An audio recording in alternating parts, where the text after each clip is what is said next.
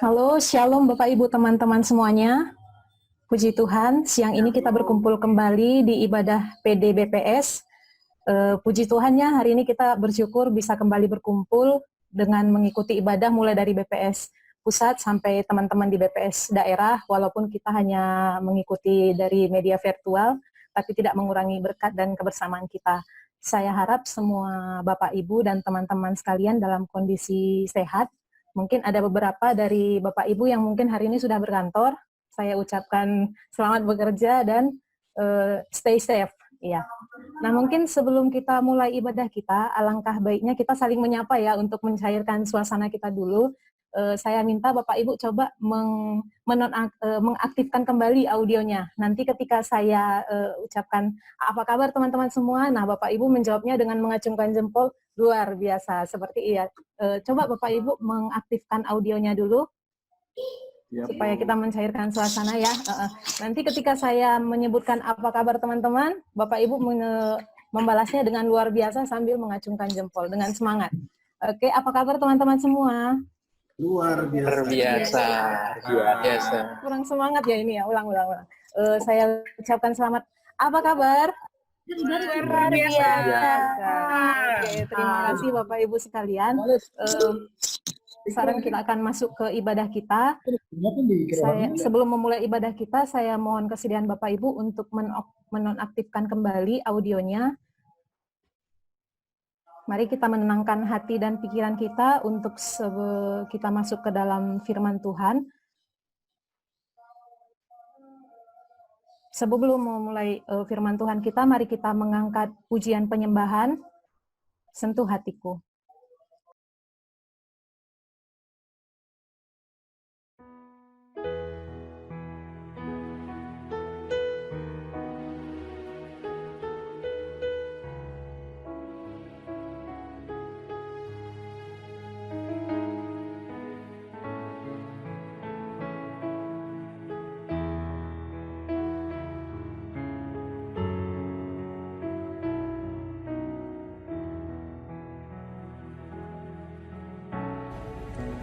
Betapa ku mencintai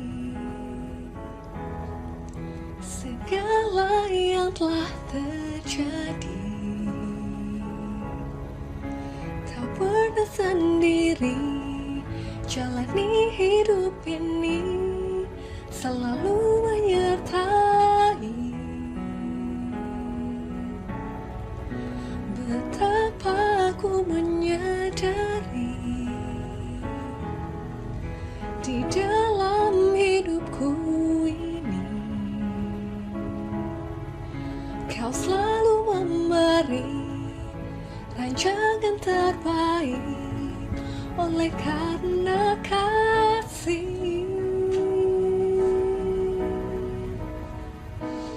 Bapa, sentuh hatiku, ubah hidupku menjadi yang baru, bagai emas yang murni. Kau membantu bencana hatiku. Bapa, ajarku mengerti sebuah kasih yang selalu memberi, bagai air mengalir yang tiada pernah berhenti. Betapa ku menyadari di dalam hidupku ini, Kau selalu memberi rancangan terbaik oleh karena kasih. Bapa, sentuh hatiku, ubah hidupku menjadi yang baru, bagai emas yang murni, kau membantu bencana hatiku.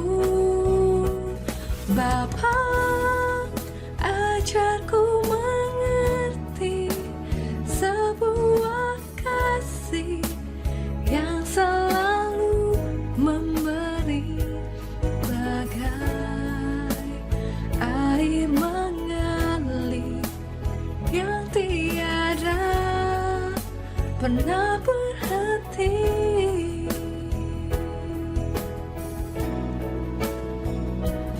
Bapa, sentuh hatiku, ubah hidupku menjadi yang baru, bagai emas yang murni, kau membantu bencana hatiku.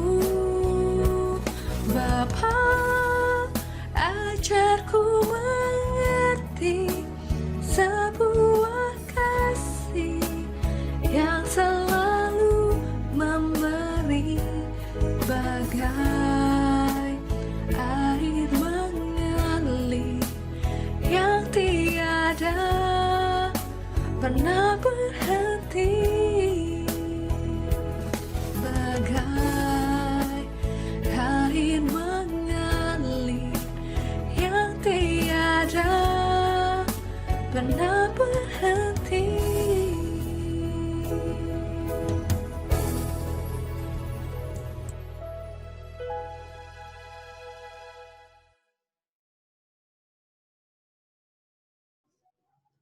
Baik Bapak Ibu sekalian, seperti pujian yang baru saja kita dengarkan, kita diajarkan untuk senantiasa mengandalkan Tuhan dalam kehidupan kita. Mungkin sebagai manusia, kita seringkali merasa kalau tidak ada sentuhan Tuhan atas segala masalah dan tantangan hidup yang kita hadapi.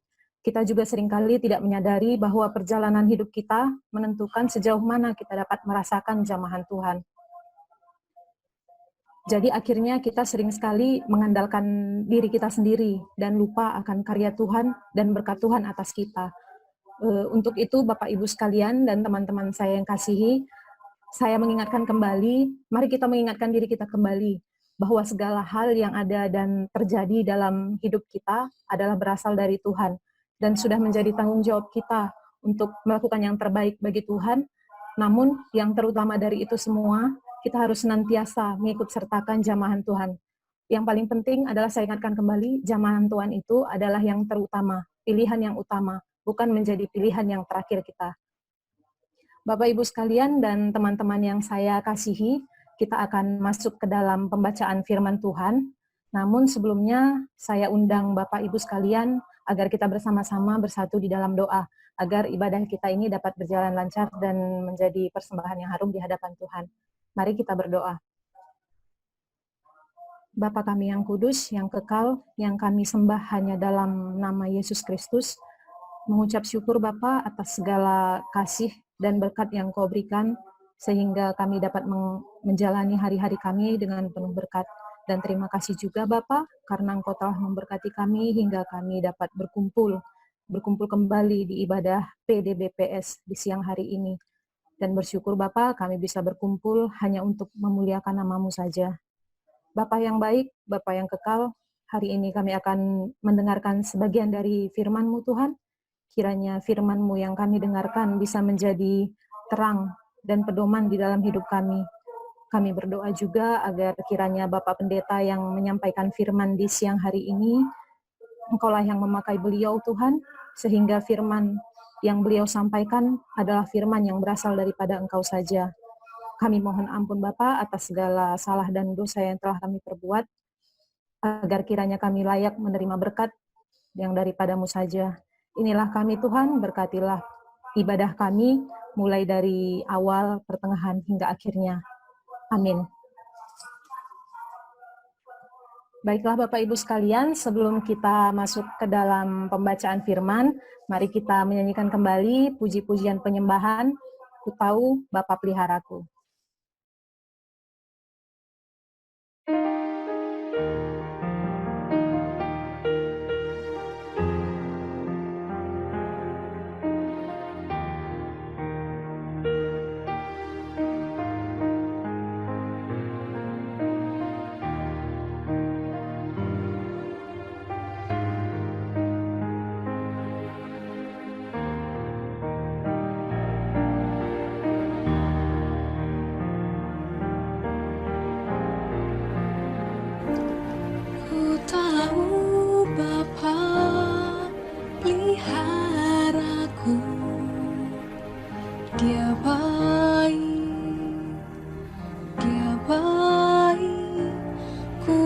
yakin Dia selalu sertaku.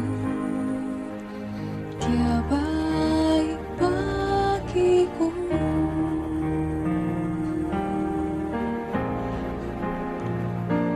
Ku tahu Bapa peliharaku. Dia baik, Dia baik.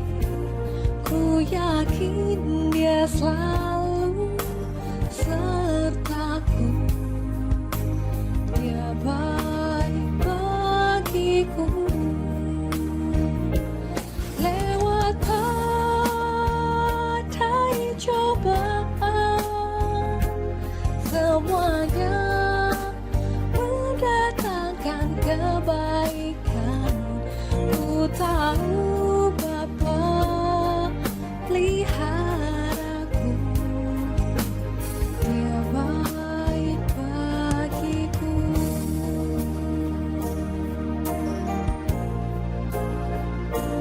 Ku tahu Bapa peliharaku. Dia baik, Dia baik.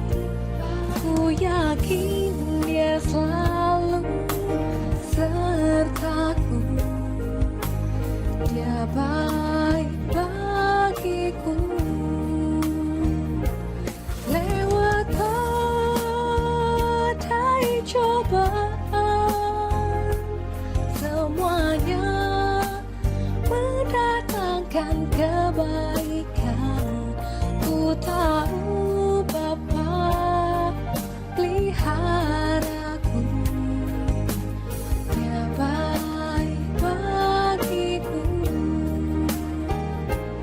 Lewat badai cobaan, semuanya mendatangkan kebaikan.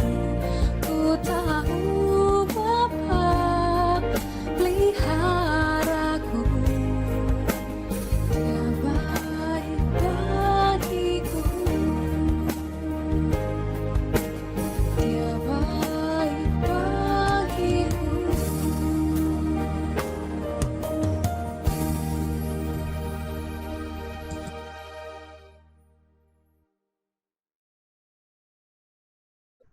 Baiklah Bapak, Ibu, dan teman-teman yang saya kasihi, kita akan masuk ke dalam firman Tuhan. Kepada Bapak Pendeta Anwar Chen, saya persilahkan.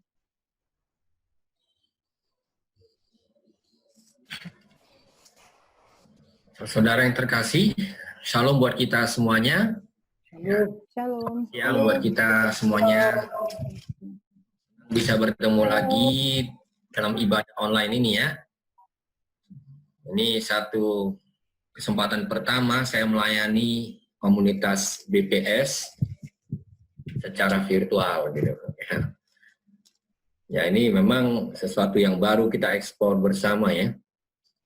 Kemarin itu saya sempat agak sedikit heran-heran karena saya diundang oleh satu komunitas Indonesia di Qatar gitu. Jadi di sana worship-nya Qatar, pengkhotbahnya Jakarta, pemimpin ibadahnya itu juga di Jakarta tapi tempat lain. Jadi itu membuat saya berenung banyak tentang situasi kita dan juga penuh syukur ya. Teknologi itu memungkinkan kita menghadapi krisis seperti ini dan tetap punya kesempatan untuk sama-sama beribadah.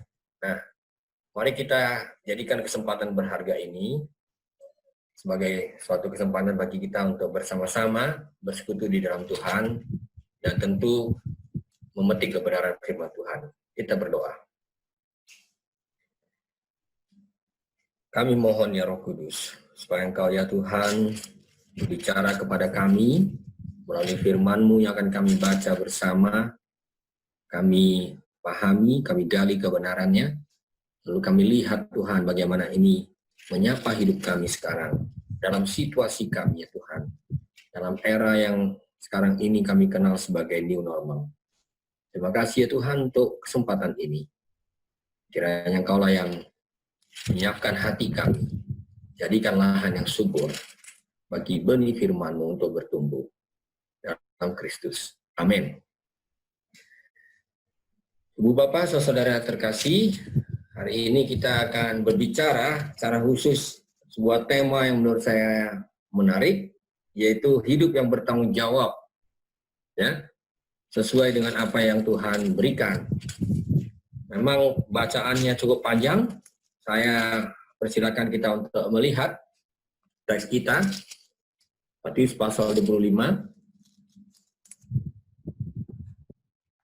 Ya, kalau itu bisa di-share itu sangat baik, sehingga itu membuat kita bisa membacanya bersama-sama atau bergiliran. Saya baca ayat genap dan silakan saudara masing-masing di tempat masing-masing membaca ayat yang ganjil. Sebab hal kerajaan sorga sama seperti seorang yang mau bepergian ke luar negeri, yang memanggil hamba-hambanya dan mempercayakan hartanya kepada mereka. Yang seorang diberikannya 5 talenta, yang seorang lagi 2, dan yang seorang lagi 1, masing-masing menurut kesanggupannya, lalu ia berangkat. Ya, segera pergilah hamba yang menerima 5 talenta itu, ia menjalankan uang itu lalu beroleh laba 5 talenta. Hamba yang menerima 2 talenta itu pun berbuat demikian juga, dan berlaba 2 talenta. Tetapi hamba yang menerima 1 talenta itu pergi dan menggali lubang di dalam tanah, lalu menyembunyikan uang tuannya. Lama sesudah itu, pulanglah tuan hamba-hamba itu, lalu mengadakan perhitungan dengan mereka.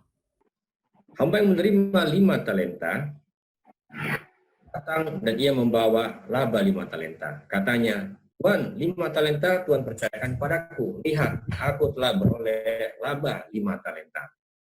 Maka kata tuannya itu kepadanya, baik sekali perbuatanmu itu, hai hambaku yang baik dan setia.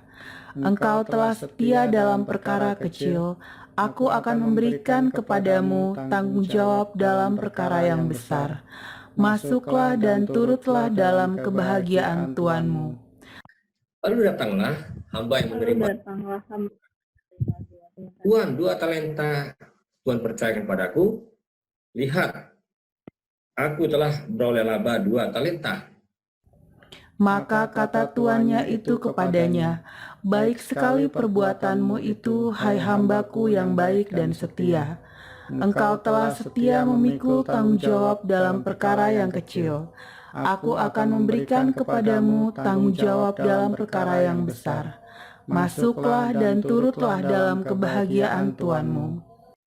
Kini datanglah juga hamba yang menerima 1 talenta itu dan berkata, Tuan, aku tahu bahwa Tuan adalah manusia yang kejam, yang menuai di tempat di mana Tuan tidak menabur, dan yang memungut dari tempat di mana Tuan tidak menanam.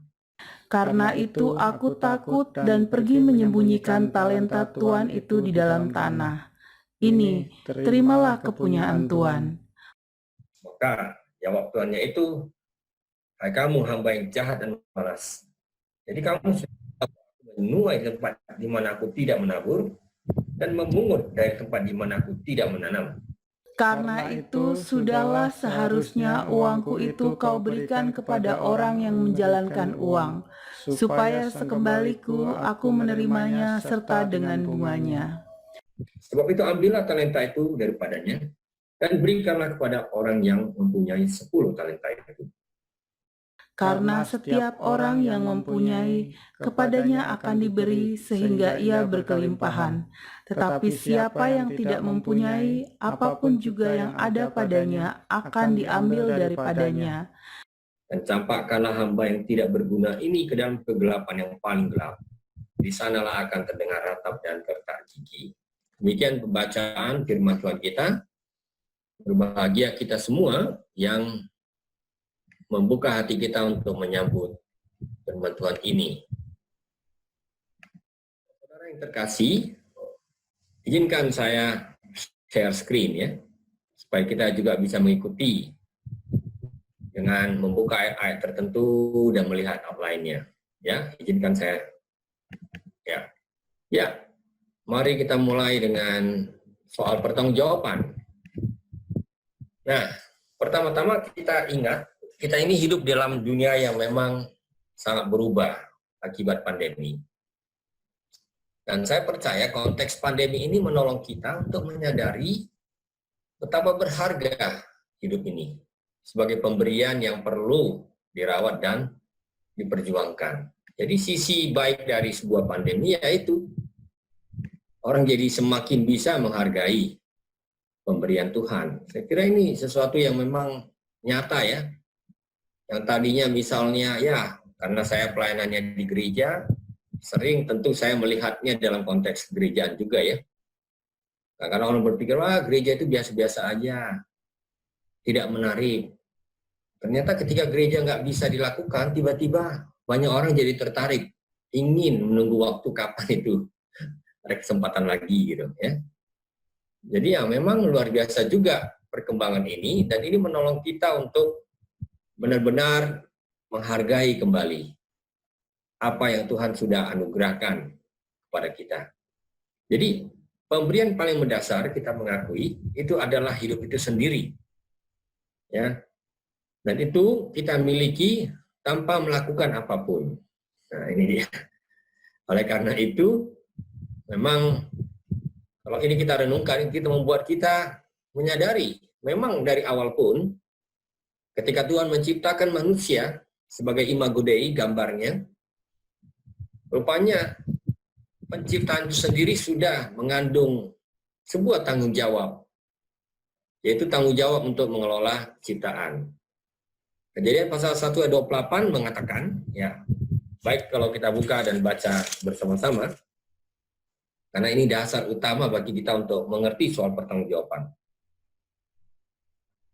Maka Allah menciptakan manusia menurut gambarnya, menurut gambar Allah ciptakannya dia, laki-laki dan perempuan diciptakannya mereka.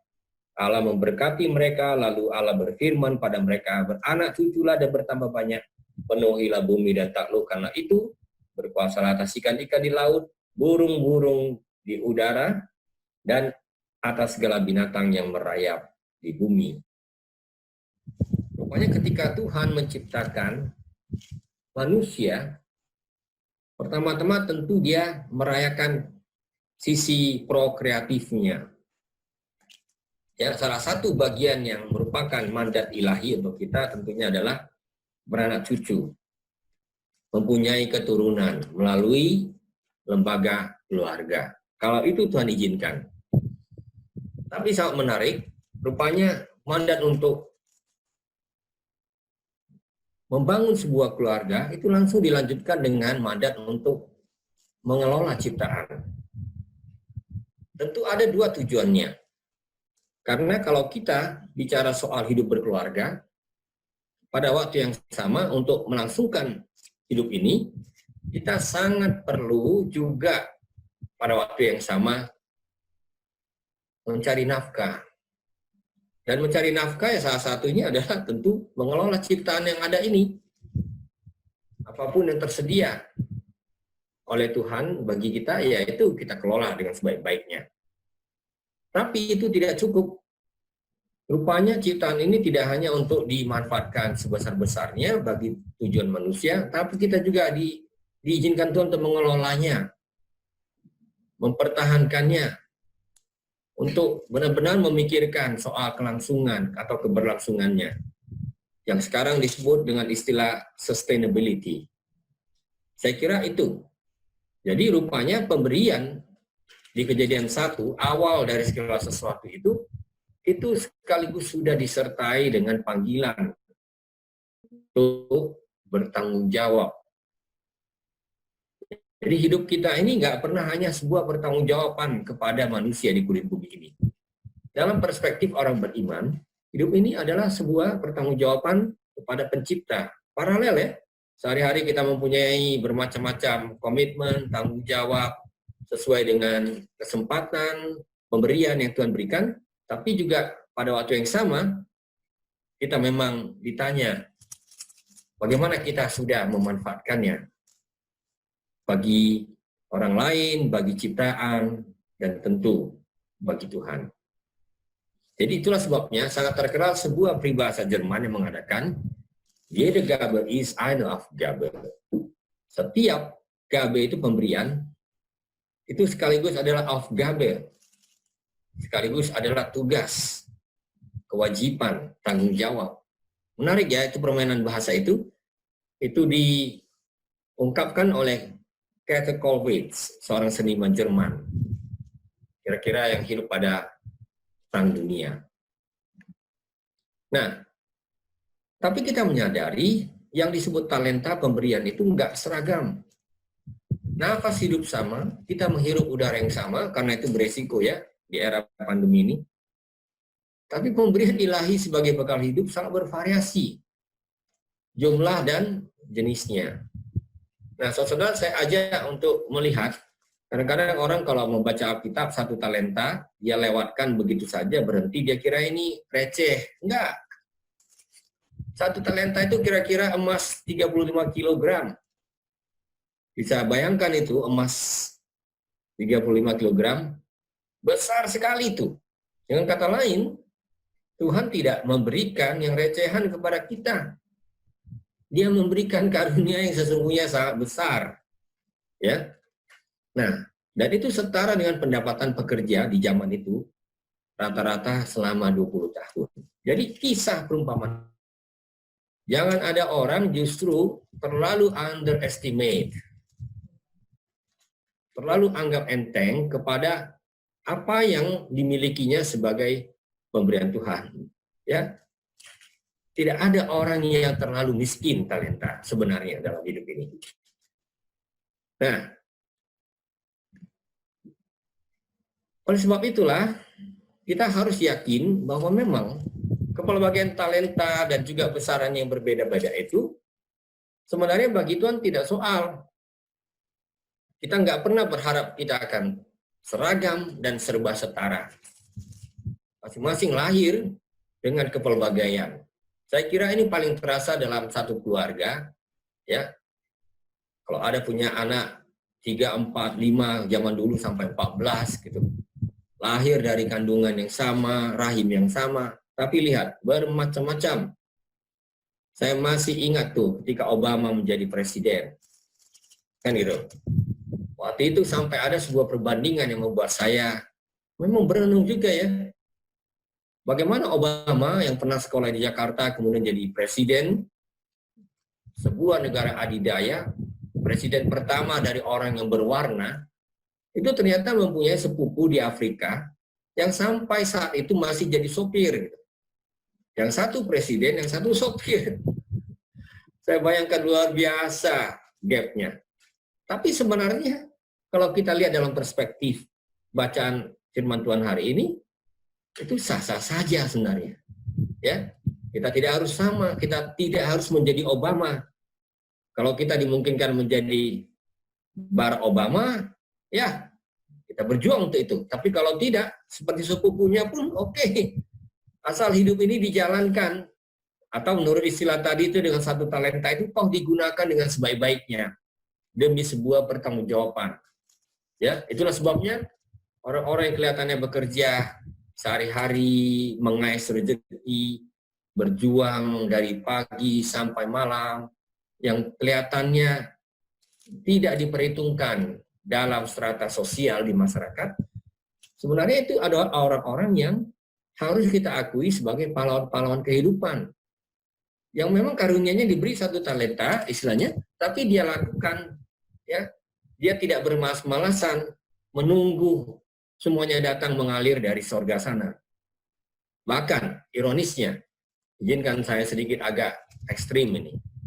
Kalau sampai, katakanlah ada keluarga-keluarga yang luar biasa, konglomerat, mungkin keluarga dari mantan menteri, presiden, orang-orang hebat di dunia ini, lalu kemudian ketika lahir pun sudah dibekali dengan kekayaan, kelimpahan, tidak mengenal rasa takut akan kekurangan, lantas kemudian bermalas-malasan, hidup enjoy-enjoy saja, tidak pernah mau mencapai sesuatu yang lebih.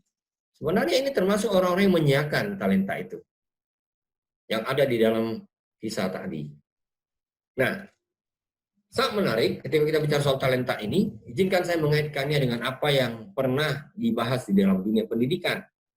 Pernah IQ sangat diagungkan ya, sampai-sampai orang selalu ingin supaya anaknya ber-IQ tinggi. Supaya tinggi bagaimana? Susunya dicari susu yang ada omega apa segala macam gitu. Sepintas kita lihat ini sesuatu yang wajar, tapi ini sebenarnya kurang wajar karena itu mereduksi kekayaan anugerah Tuhan itu ya, yang membuat kita kadang-kadang jadi lupa.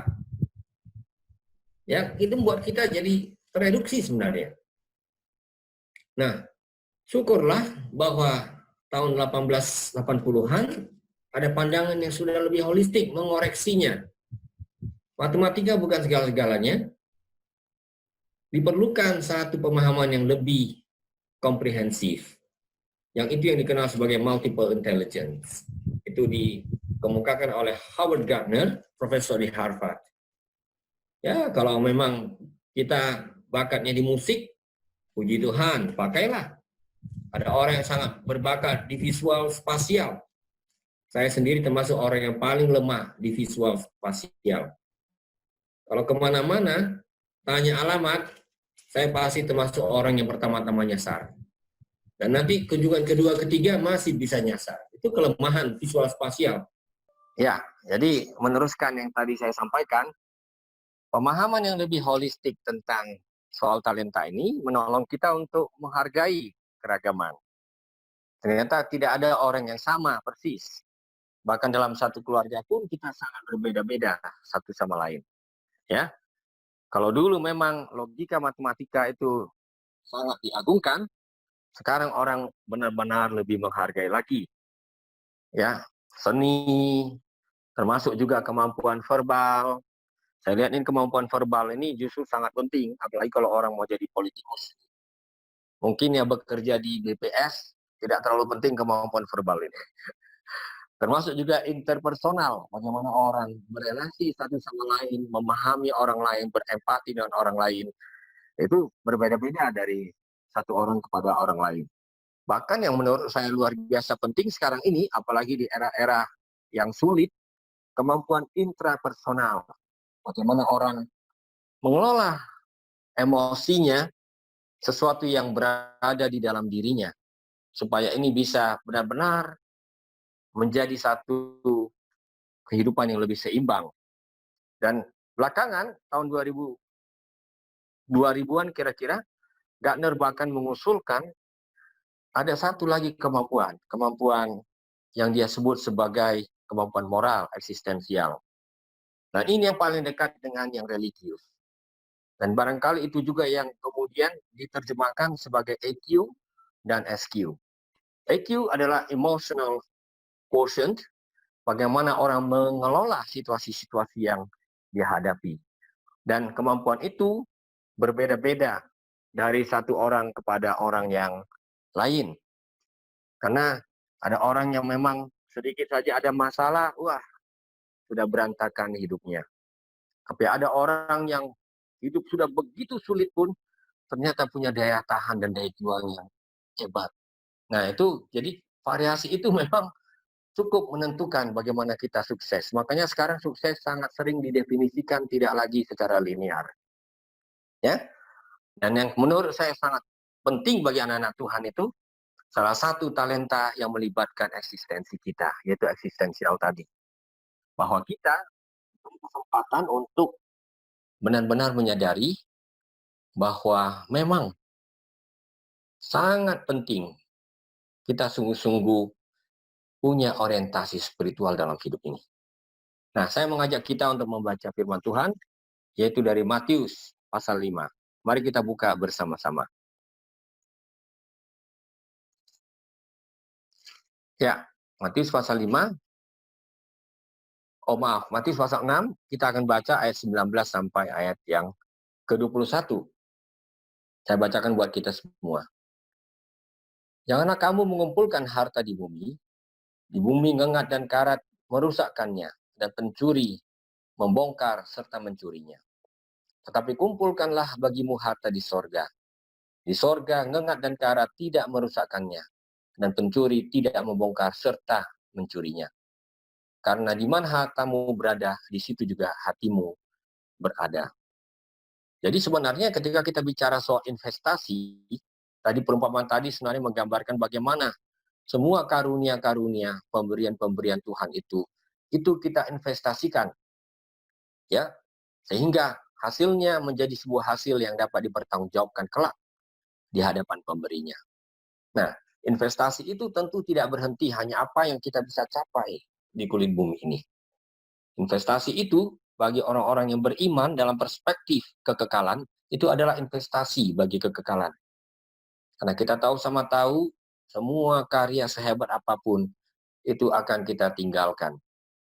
Dan hari-hari ini sangat terasa dimensi-dimensi spiritual dari persoalan-persoalan yang kita hadapi. Ketika hidup begitu gamang, ketika prospek ekonominya sangat-sangat muram, begitu ya.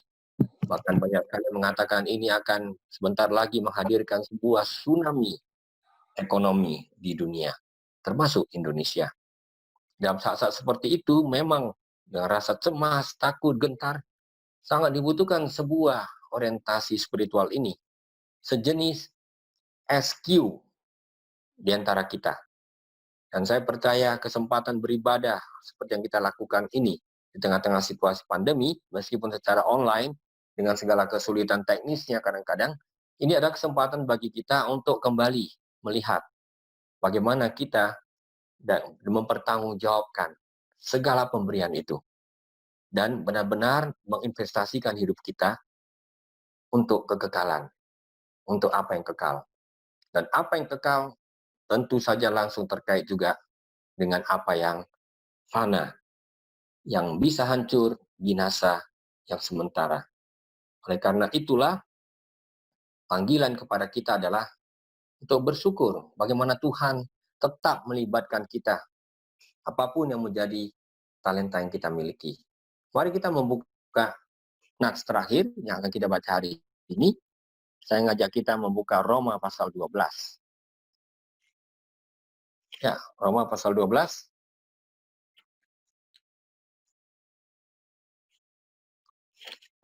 Ya, kita akan bacakan beberapa ayat, yaitu dimulai dari ayat 6 sampai ayat yang ke-8. Demikianlah, kita mempunyai karunia yang berlain-lainan menurut kasih karunia yang dianugerahkan kepada kita. Jika karunia itu adalah untuk bernubuat, baiklah kita melakukannya sesuai dengan iman kita. Jika karunia itu untuk melayani, baiklah kita melayani. Jika karunia itu untuk mengajar, baiklah kita mengajar. Jika karunia itu untuk menasihati, baiklah kita menasihati. Siapa yang membagi-bagikan sesuatu, hendaklah ia melakukannya dengan hati yang ikhlas. Siapa yang memberi pimpinan, hendaklah ia melakukannya dengan rajin. Siapa yang menunjukkan kemurahan, hendaklah ia melakukannya dengan sukacita. Ini satu contoh ya, talenta karunia yang Tuhan berikan dalam konteks hidup bersama sebagai tubuh Kristus. Ya, di situ ada soal nubuat, ya, orang-orang yang dipanggil untuk menyampaikan firman Tuhan. Ya, mungkin saya tergolong di bagian ini. Tapi Ibu Bapak Saudara tentu mempunyai banyak kesempatan lain. Ada orang-orang yang dikaruniai untuk melayani, mengajar, menasihati, memberi pimpinan, bahkan di sini sebutkan karunia untuk berbagi, kan gitu. Ini satu karunia yang luar biasa juga ya, karena tidak selalu orang yang berlimpah itu bersedia untuk berbagi. Menariknya, kalau orang punya karunia seperti ini, meskipun tidak berlimpah, dia bisa sangat berlimpah dalam kemurahan hati. Ini kita perlukan bersama-sama untuk hidup dengan penuh pertanggungjawaban di hadapan Tuhan. Nah, saudara yang terkasih, tentu untuk zaman sekarang ini, apa yang disebutkan Rasul Paulus di dalam Roma 12 itu hanya contoh-contoh. Itu tidak memberi sebuah daftar yang tuntas mengenai apa saja yang Tuhan karuniakan. Dan oleh sebab itulah, kita boleh bersyukur kalau zaman sekarang ini ada lagi tentu pemberian-pemberian baru sesuai dengan perkembangan zaman.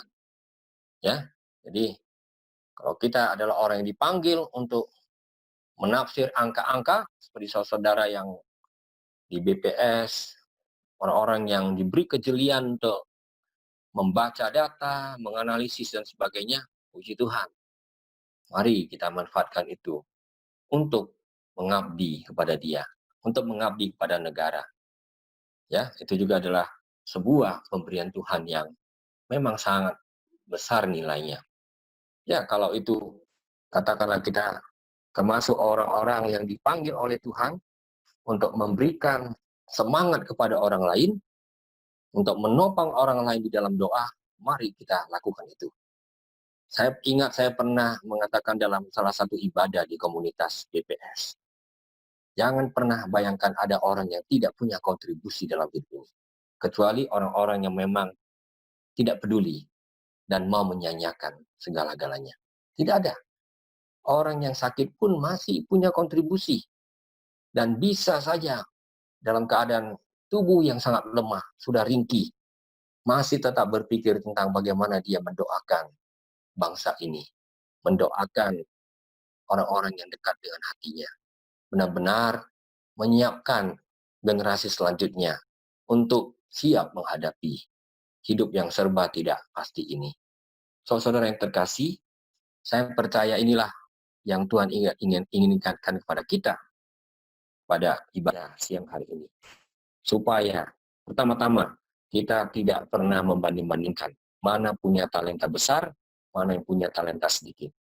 Karena yang rupanya Tuhan minta adalah bahwa kita berinvestasi dalam hidup ini. Ya, bukan saja secara material, tapi juga secara sosial dan spiritual. Izinkan saya sedikit lagi melanjutkan perenungan atas firman Tuhan tadi. Sekali lagi, dalam kepelbagaian talenta yang Tuhan anugerahkan kepada kita, mari kita sama-sama melihat ini sebagai sebuah kesempatan untuk mengabdi kepada Dia. Dan ketika kita mengabdi kepada Dia, tentu saja itu berarti kita mengabdi bagi sesama. Bahkan kita mengabdi bagi ciptaan. Dan saya berdoa bersama-sama dengan Ibu Bapak sekalian, supaya dalam situasi yang sulit, di tengah-tengah pandemi yang kita alami ini, yang betul-betul menelan begitu banyak korban, dan juga menimbulkan berbagai-bagai kesulitan hidup, kita tetap Tuhan jaga dan kita dipakai dengan kepelbagaian talenta itu untuk menghadirkan kemurahan hati Tuhan bagi sesama kita. Tentu saja yang paling dekat adalah bagi keluarga kita. Semoga kita semua sebagai keluarga Tuhan dijaga dan pelihara olehnya. Dan bersama-sama dengan seluruh elemen bangsa ini, kita sama-sama menghadapi dan menghidupi situasi yang sulit ini. Dengan perspektif pertanggungjawaban tadi, apapun yang Tuhan berikan kepada kita, itu tidak pernah sia-siakan. Itu tidak pernah akan menjadi sia-sia. Kiranya ini memberkati kita semua, menolong kita untuk menjalani hari-hari ke depan ini dengan perspektif iman dan pengharapan di hadapan Tuhan. Amin. Saudara, saya ajak kita bersama-sama untuk berdoa. Tuhan Bapa kami di sorga, kami berterima kasih kepada-Mu untuk kesempatan di siang hari ini, untuk sama-sama membuka firman-Mu, untuk sama-sama Tuhan kembali membaca hidup kami berdasarkan lensa firman Tuhan. Terima kasih untuk kesempatan yang sampai saat ini Tuhan masih berikan kepada anak-anak-Mu. Kami saat ini juga berdoa secara khusus bagi Bapak Freddy Takaya yang mertuanya Engkau barusan saja panggil Tuhan. Kami bersatu hati agar Tuhan memberikan kepada keluarga ini penghiburan yang melampaui segala akal. Tolonglah mereka ya Tuhan. Biarlah melalui saat-saat ini juga mereka belajar bergantung kepadamu. Melihat Tuhan sebagai sumber penghiburan sejati. Kami juga bawakan kepadamu Tuhan, Ibu Harmawanti yang masih melalui perawatan ginjalnya. Tuhan, mari Engkau tunjukkan kuasa-Mu. Jamahlah Tuhan. Biarlah dia juga boleh mengalami kasih setia Tuhan dalam kehidupannya. Berikan apa yang dia perlukan. Dan juga Tuhan, berikan perhatian-perhatian melalui orang-orang yang terdekat dengan hidupnya. Kami mau mempercayakan Tuhan perawatan dan juga Tuhan hari-hari ke depan dalam hidupnya ke dalam tangan pemeliharaan-Mu. Kami kembali bersatu hati Tuhan berdoa untuk bangsa dan negara kami. Kau tahu betapa sulitnya saat ini. Seluruh negara Tuhan terkena dampak pandemi ini. Dan kami tidak tahu berapa lama lagi ini masih akan terjadi. Karena itu ajar kami Tuhan untuk melihat ini sebagai sebuah kesempatan bagi kami untuk mengarahkan hidup kami kepadamu ya Tuhan. Untuk membaca tanda-tanda kehadiran-Mu di dalam kehidupan bangsa-bangsa. Dan juga secara khusus dalam kehidupan bangsa kami. Berikan Tuhan hikmat, berikan kesungguhan komitmen bagi para pemimpin kami. Khususnya mereka yang dipercayakan untuk Tuhan turut mengambil kebijakan-kebijakan dalam masa darurat ini. Kami berdoa untuk mereka yang berada di lini terdepan. Para petugas medis, semua orang-orang yang punya risiko tinggi Tuhan, terpapar, terdampak COVID-19 ini. Kiranya Tuhan juga menolong mereka. Tuhan menjaga mereka. Kami berdoa juga secara khusus untuk rencana ke depan ini. Sebentar lagi di mana akan dilonggarkan berbagai pembatasan-pembatasan di berbagai bagian Indonesia. Ya Tuhan, kiranya kesempatan ini tidak sampai menjadi sebuah masalah baru Tuhan bagi bangsa kami ini. Saya berdoa supaya Tuhan beri hikmat para pengambil keputusan dan juga tolonglah agar rakyat kami ini boleh menyadari betapa daruratnya situasi saat ini. Juga jaga kami umat-Mu ya Tuhan, supaya kami tetap menjadi kesaksian di tengah bangsa ini.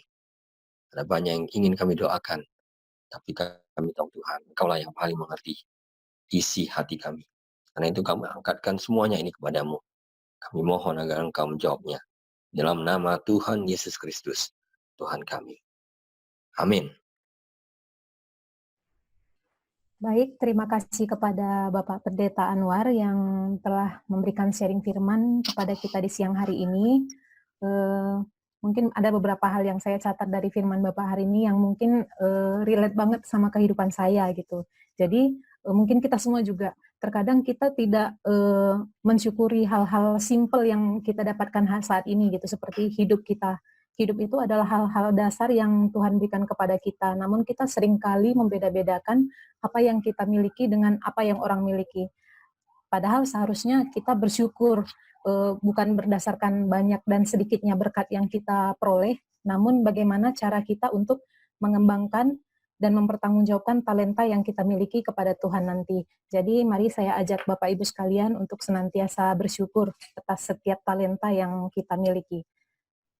Baik Bapak Ibu, selanjutnya kita mendengarkan, ini ada persembahan dari teman-teman BPS di NTT, kami persilahkan.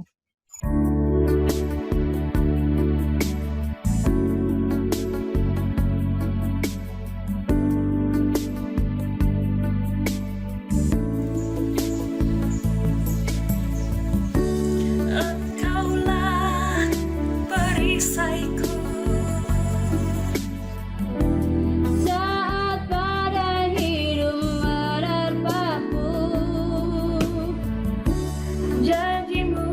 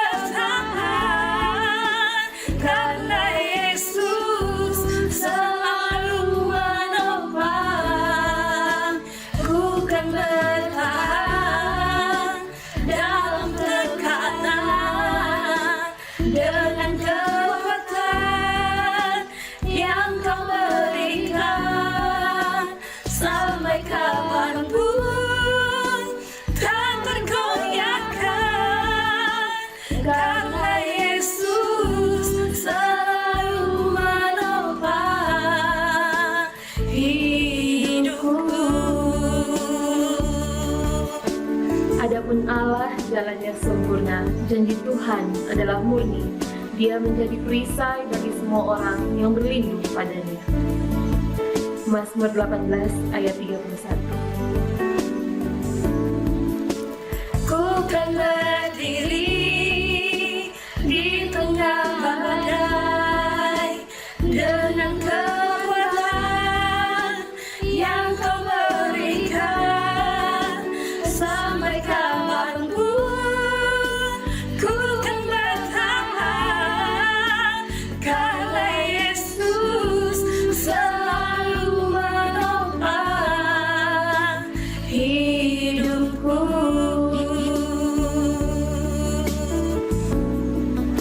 Karena Yesus selalu menopang hidupku.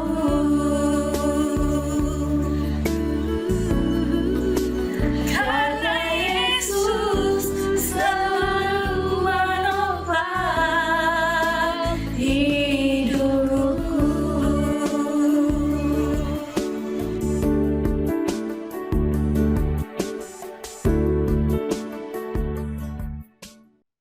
Baik Bapak Ibu, selanjutnya kita akan mendengarkan warta jemaat untuk PD BPS tanggal 5 Juni 2020. Yang pertama, saya ucapkan terima kasih atas pelayanan firman Bapak Pendeta Anwar Chen pada siang hari ini. Yang kedua, saya ucapkan terima kasih kepada Bapak Ibu yang melakukan pelayanan hari ini, kepada Saudari Feli sebagai singer, operator, dan pengurus lainnya yang sudah mempersiapkan ibadah kita di siang hari ini.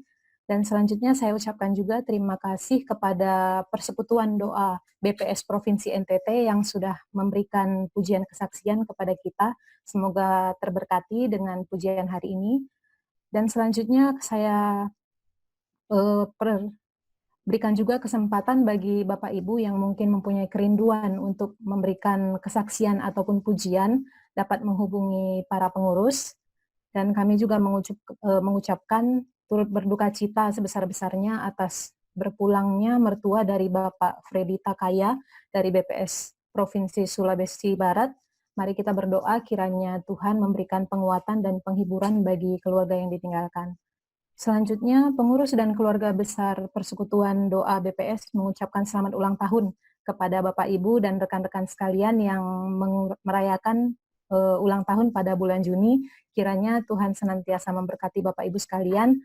Dan selanjutnya, kepada Bapak Ibu yang ingin didoakan secara khusus, dapat mengirimkan email kepada prkk_bps@bps.go.id atau menghubungi Saudari Yunike.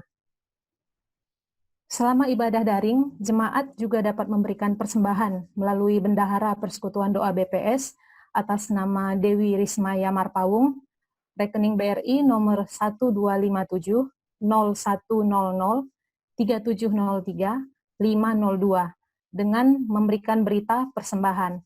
Atau mungkin Bapak Ibu yang tidak dapat mengirimkan melalui via rekening, kami berikan kesempatan untuk mengumpulkan persembahan setiap minggu dan dapat memberikannya kepada pengurus ketika masuk ke kantor nanti. Mungkin Bapak Ibu itu saja warta jemaat di siang hari ini. Untuk masuk ke acara penutupan kita akan mengangkat pujian, Ku Tak Akan Menyerah.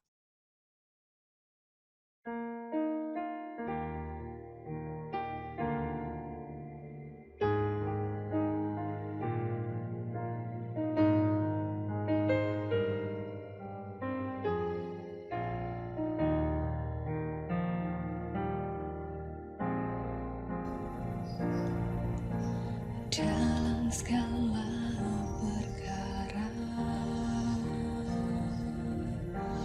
Tuhan punya rencana yang lebih besar dari semua yang terpikirkan.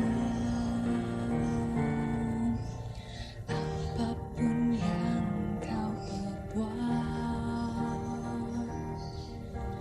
tak ada maksud jahat sebab itu ku lakukan semua denganmu Tuhan.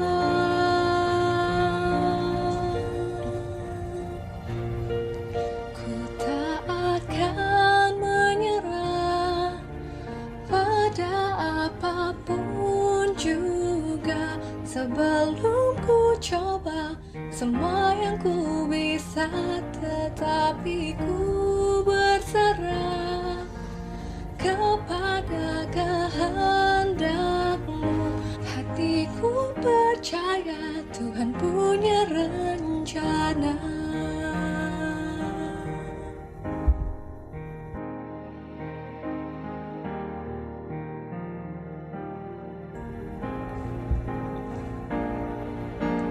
Dalam segala perkara Tuhan punya rencana yang lebih besar dari semua yang terpikirkan. Apapun yang kau perbuat, tak ada maksud jahat, sebab itu ku lakukan semua denganmu Tuhan.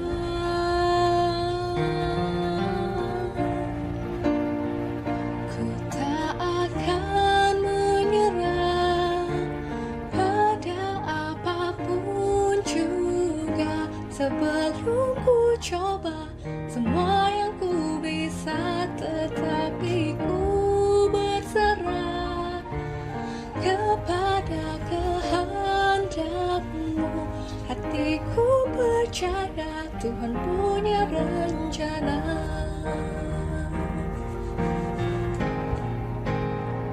Ku tak akan menyerah pada apapun juga, sebelum ku coba semua yang ku bisa, tetapi ku berserah kepada kehendak-Mu. Hatiku percaya Tuhan punya rencana. Hatiku percaya Tuhan punya rencana.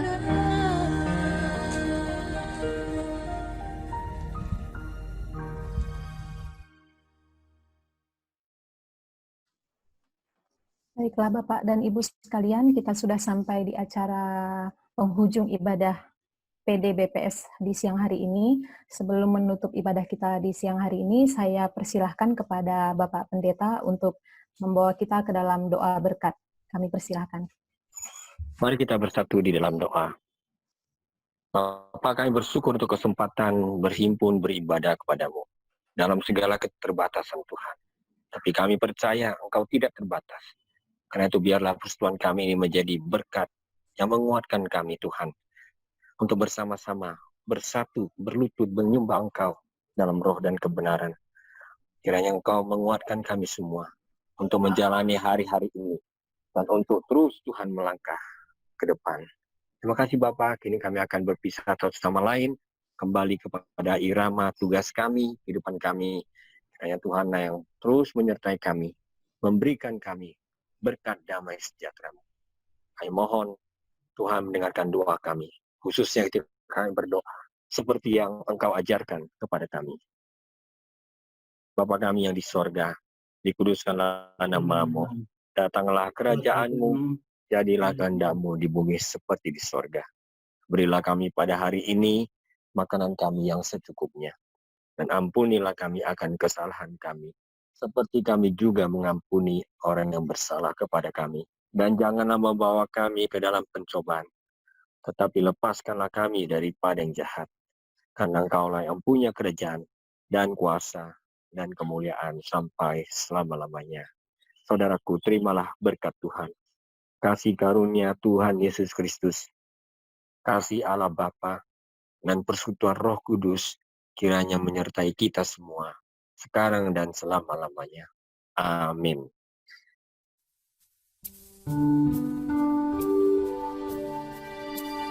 Bapa, terima kasih. Bapa, terima kasih. Bapa di dalam surga, ku berterima kasih.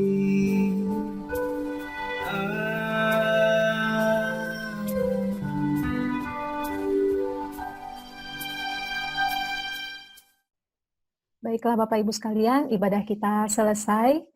Semoga ibadah ini bisa menjadi berkat bagi Bapak Ibu sekalian, dan kami dari pihak pengurus mohon maaf ketika ada beberapa kesalahan teknis non-teknis, tapi takkan mengurangi berkat yang diberikan Tuhan kepada kita.